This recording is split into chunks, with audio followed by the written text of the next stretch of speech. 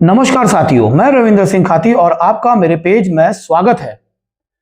उत्तराखंड के ऐतिहासिक सत्र में तमाम विधायक हिस्सा बने और इन 25 वर्षों में उत्तराखंड के जवान होते होते भ्रष्टाचार भी जवान हो गया। क्या भ्रष्टाचार को रोकेंगे? जब हमारी विधायक निधि में 15% कमीशन या अधिकारियों के माध्यम से काटा जाता है तो हम क्या ईमानदारी की बात कर सकते हैं? आप बताइए। मैं तो आदरणीय नेता सदन बैठे हुए हैं, 15% निकाल के सीधे आप अधिकारियों को दे दीजिए, फिर हमें विधायक निधि दीजिए। आज अगर इस 25 साल में अगर हम बात करें तो इस उत्तराखंड को जवान होने के साथ यहां कुछ जवान हुआ है तो भ्रष्टाचार जवान हुआ है। ऐसे हमारे उपनेता प्रतिपक्ष भुवन कापड़ी जी का कहना है। यह आप सभी लोगों ने सुन लिया। दोस्तों, आपने तो देखा किस प्रकार से भुवन कापड़ी जी ने स्पष्ट कहा कि विधायक निधि के भी 15% उच्च अधिकारी लोग कमीशन के तौर पर मांगते हैं। तो आप समझ सकते हैं कि जो भ्रष्टाचार है उत्तराखंड राज्य बनते ही तब से ये चला आ रहा है और आज पूरे 25 साल हो गए। उन्होंने पूर्व की सरकारों से लेकर अपनी सरकार को लेकर और वर्तमान सरकार तक के ऊपर ये आरोप लगा दिए कि जो नौकरशाही है वो किस प्रकार से हावी हो रही है और इसमें कोई भी किसी भी प्रकार का लगाम और अंकुश लगाने में नाकाम रहे हैं। साथियों, अगर विधायक से ही कमीशन बाजी जाती है तो आप हिसाब लगा सकते हैं कि जो ग्राउंड लेवल पर हैं, जैसे कि ग्राम प्रधान हो गए, बीटीसी मेंबर हो गए या जिला पंचायत सदस्य हो गए, तो आप समझ सकते हैं कि कितना जबरदस्त कमीशन का खेल खेला गया होगा इन पूरे 25 सालों में।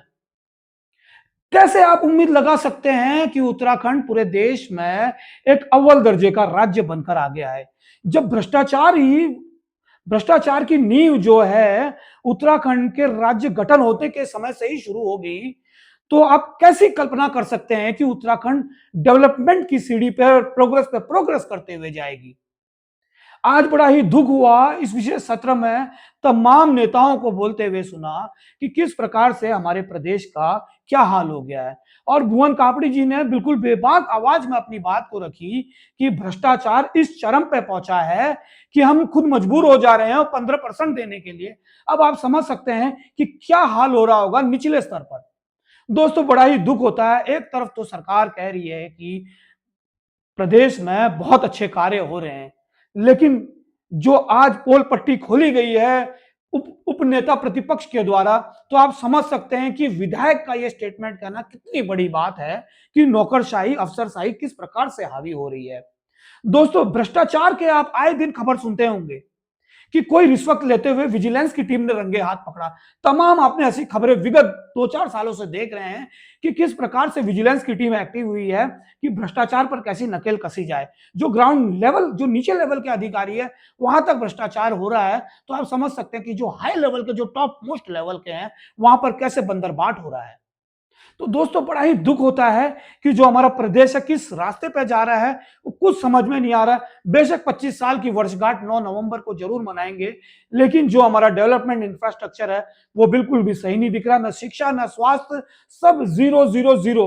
अगर कहीं डेवलपमेंट हुआ है तो कुछ बहुत डेवलपमेंट इन्होंने तराई क्षेत्र में किया, क्योंकि वहां पर थोड़ी आसानी हो जाती है इनको विकास करने में, लेकिन पहाड़ का दर्द किसी नेता ने आज तक नहीं समझा। साथियों, कमेंट कर जरूर मेरे वीडियो में बताइएगा कि 25 साल उत्तराखंड का हाल कैसा रहा है, बेमिसाल रहा है या बेहाल रहा है। धन्यवाद साथियों।